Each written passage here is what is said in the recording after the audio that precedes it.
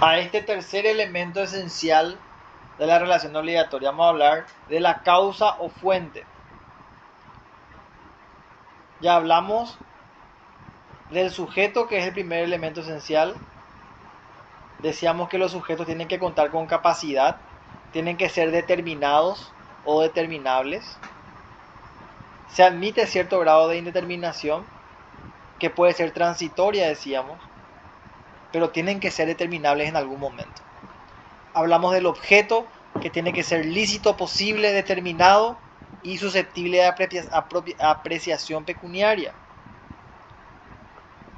Y ahora vamos a hablar de la causa o fuente como el tercer elemento esencial de la relación obligatoria.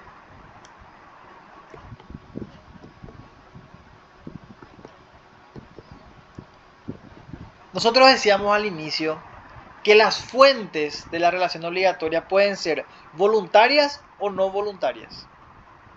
Y cuando hablábamos de fuentes voluntarias, hablábamos de los contratos. Y cuando hablábamos de fuentes no voluntarias, hablábamos de los delitos o de la responsabilidad civil extracontractual. Porque si yo rompo el vidrio de mi vecina, eso es responsabilidad civil extracontractual. Si yo cometo un delito, eso es responsabilidad civil extracontractual. Pero si yo celebro un contrato e incumplo el objeto de la prestación de ese contrato, yo como deudor, eso es responsabilidad civil contractual.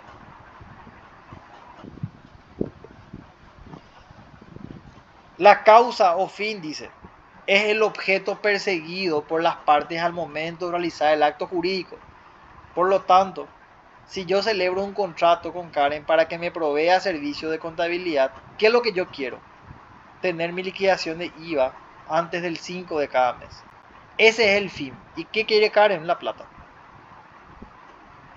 Esa es la causa o el fin como tercer elemento esencial de las relaciones obligatorias. Se refiere al fin del acto. ¿Se acuerdan que la definición de acto jurídico es todo hecho humano, voluntario, lícito, tendiente a producir una consecuencia jurídica que puede ser la creación, modificación, extinción de derechos o modificación de derechos o obligaciones? La causa como algo inmutable, general y abstracto. O sea, la causa es un elemento esencial del acto, en este caso de la relación obligatoria, porque es lo que buscan las partes. Es el objetivo que buscan las partes, que persiguen las partes.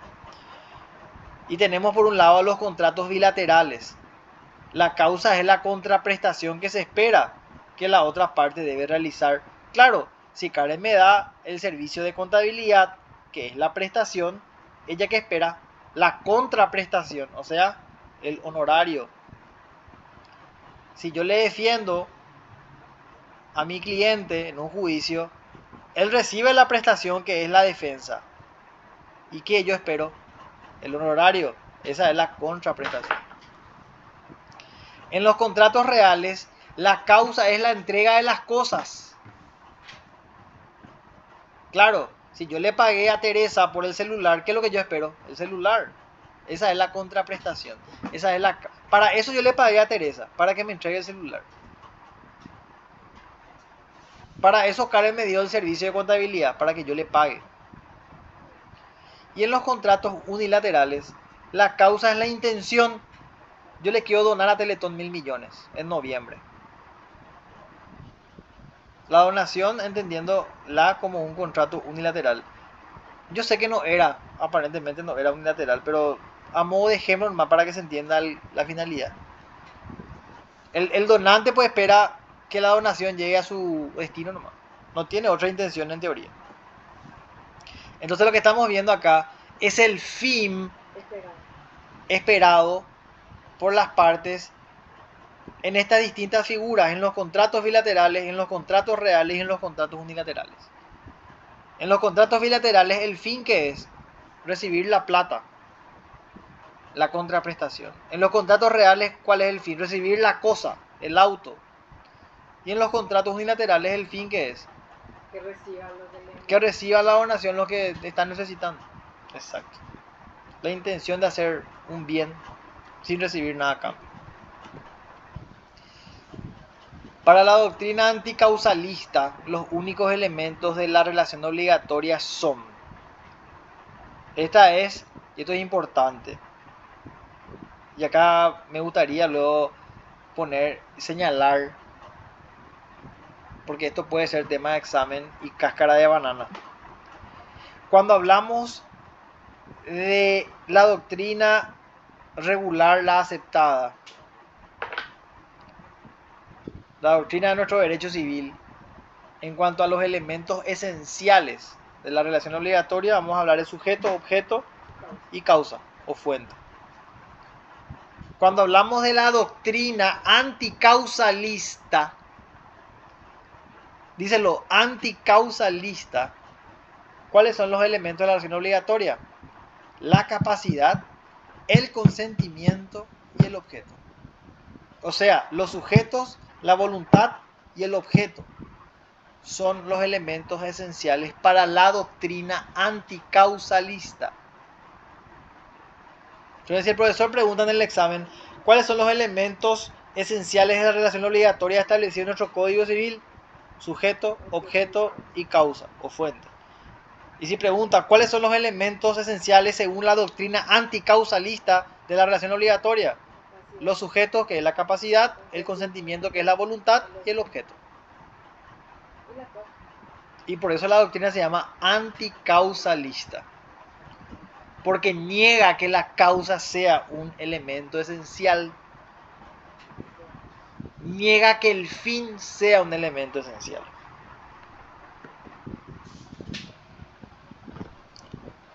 Y dice, la doctrina neocausalista surgió entre los siglos XIX y XX, cuando se sostuvo nuevamente que la causa era un elemento esencial de la obligación. Esto, así por entre paréntesis nomás, me responde una duda que yo tuve siempre. Porque en derecho romano, ¿se acuerdan que los elementos del acto jurídico eran sujeto, objeto, voluntad y causa? Y después en derecho real, por arte de magia, desapareció la causa. Y acá está, por esto, por la doctrina anticausalista y la doctrina neocausalista. Fue promulgada por el francés Henri Capitant y Jacques Maury y Luis no sé qué cosa. La doctrina neocausalista. Ellos lo que decían es que la causa es un elemento esencial. Estos franceses. Ellos sostenían esto. En Roma esto existía ya. Después se dejó. Después los franceses volvieron a insistir. En Roma era la formalidad, la causa. Exacto. El Código Civil paraguayo no dedica un capítulo que desarrolle la causa, dice. Como antecedente, el anteproyectista de Gasperi explicaba que son requisitos esenciales del contrato: el consentimiento, el objeto y la forma.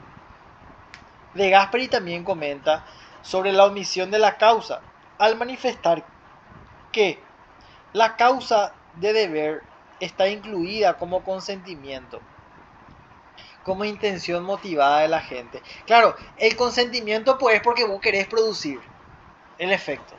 Entonces, se supone que la voluntad ya contempla, decía De Gasperi, el fin perseguido. La motivación de conseguir el fin perseguido. Eso es lo que decía De Gasperi. Muy interesante, ¿verdad? Al hablar de las promesas unilaterales, dice, la promesa de pago o el reconocimiento de una deuda exime a aquel a favor de quien se le otorgue de probar la relación fundamental. La existencia de esta se presume, salvo prueba en contrario. Para que la promesa se convierta en causa de la obligación, debe conseguírsela por escrito. O sea, si yo admito como deudor que existe deuda, el acreedor no tiene necesidad de probar que existe la deuda. Por eso hablamos de promesas unilaterales. La promesa de pago o el reconocimiento de una deuda exime a aquel de quien se le otorgue de probar la relación fundamental. Por eso dice eso. La existencia de esta se presume. Por eso hablamos de la intención. Salvo prueba en contrario. Para que la promesa se convierta en la causa de la obligación, tiene que escribirse, tiene que consignársela por escrito. O sea, la promesa, para que califique como causa, tiene que estar expresada por escrito.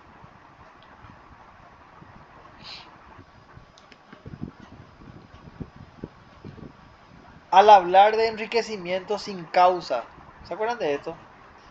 Dice, el que se enriqueciese sin causa en daño de otro está obligado, en la medida de su enriquecimiento, a indemnizar al perjudicado la correlativa disminución de su patrimonio. Cuando el enriquecimiento consiste en la adquisición de una cosa cierta, corresponderá la restitución en especie, o sea, en dinero, si existe, en especie de la cosa, si existe al tiempo de la demanda. Si vos te enriqueces, si a vos te depositan en tu cuenta 5 millones de guaraníes sin ningún motivo, vos tenés que devolver esa plata. No podés alegar, no, yo recibí esa plata en mi cuenta, yo no estoy obligado a devolver. Sí estás obligado a devolver, porque te enriqueciste sin causa. Y estoy obligado a indemnizar al perjudicado. Entonces, si eventualmente Juan Esteban me transfiere a mí 5 millones en vez de pagarle a su contador 5 millones, yo me estoy enriqueciendo sin causa. Debo de devolverle el dinero a Juan Esteban. Eso es importante.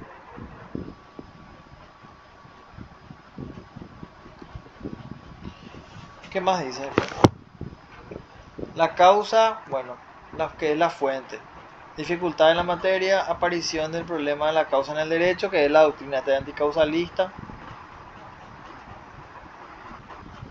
La creación universalista. Ya, nada más. Bueno, entonces, para hacer nomás un gran cierre, ¿verdad? De esta primer parte, de lo que empezamos viendo. Cuando hablamos de la relación obligatoria, hablamos del vínculo que existe entre dos o más sujetos, por el cual están constreñidos, en este caso, uno de ellos, el deudor, a dar una prestación que puede consistir en dar, hacer o no hacer. En cumplir una prestación que puede consistir en dar, hacer o no hacer. ¿Sí? Eso es importante. Esta es lección 4. Cuando hablamos de los elementos esenciales de la relación obligatoria, son el sujeto, el objeto y la causa. Cuando hablamos de los sujetos, tenemos que hablar de sujetos capaces de hecho y de derecho, que son aptos para obligarse en el marco de una relación obligatoria. Cuando hablamos de objeto, tiene que tener ciertos caracteres: lícito, posible, determinado y susceptible de apreciación pecuniaria. Y la causa, que es la fuente, puede ser voluntaria o no voluntaria. La causa es el fin, el objetivo que persiguen los sujetos de esa relación obligatoria.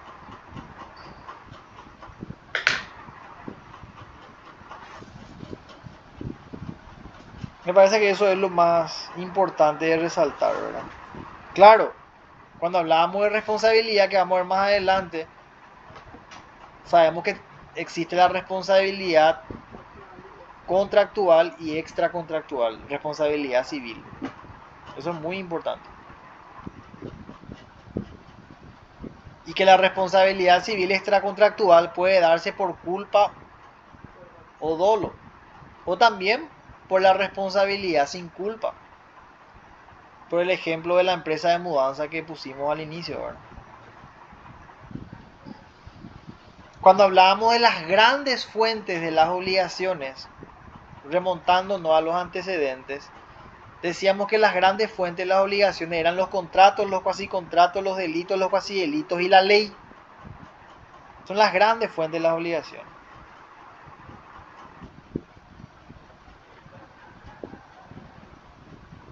Cuando hablábamos de la teoría objetiva de la relación obligatoria, decíamos que la teoría objetiva se centra en la deuda,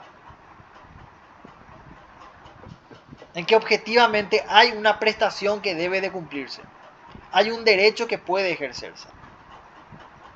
Por eso hablábamos de las obligaciones pro terrem y ponía el ejemplo yo del cheque al portador. Objetivamente hay un derecho que tiene aquel que posea ese cheque y que vaya al banco a cobrárselo. Y según la teoría subjetiva, lo que dice es que lo que importa a la relación obligatoria es la conducta del deudor. Porque si el deudor no cumple con la prestación por la cual se obligó, el acreedor puede compelerlo a que cumpla con la obligación o eventualmente a que indemnice los daños que ocasionó el incumplimiento de esa obligación.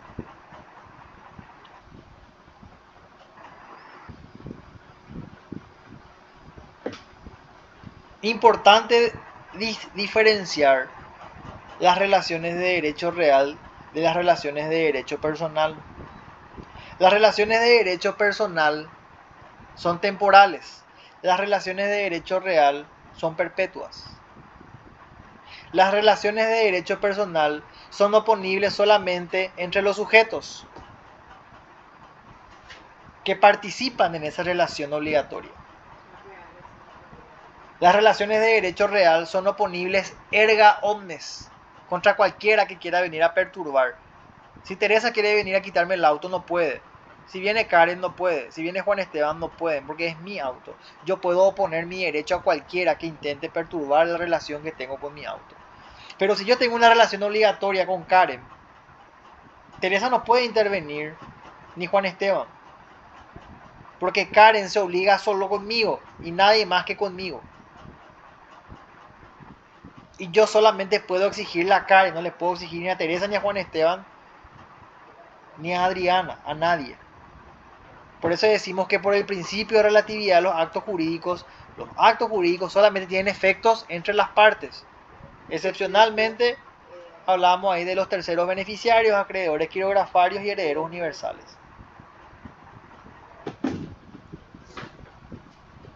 Y cuando hablábamos de otra diferencia importante, es que las relaciones de derecho personal están sometidas al principio de autonomía de la voluntad. Yo puedo celebrar un contrato con Juan Esteban bajo las cláusulas y condiciones que nosotros definamos y vayamos a convenir, siempre y cuando no estén en contra de la ley, de la moral o de las buenas costumbres. En cambio, en las relaciones de derecho real, los derechos reales ya están creados previamente por la ley.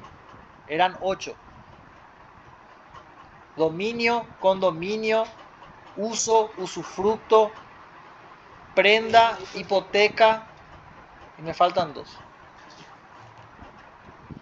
Habitación, y había algo más que me faltaba. Eso es importante resaltar como diferencias entre relaciones de derecho real y de derecho personal. Señor, señora. Servidumbre, ahí está. Gracias, Denise. Entonces, ¿cuál eran? Para acordarnos más. Dominio, uso, usufructo. Condominio, prenda, hipoteca, servidumbre y habitación. Son los 8 derechos reales creados por el Código Civil.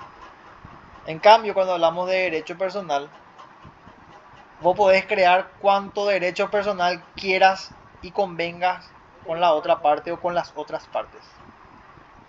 Solamente está limitado por el principio de autonomía de la voluntad, por el orden jurídico, la moral y las buenas costumbres. Bueno, con eso creo que podemos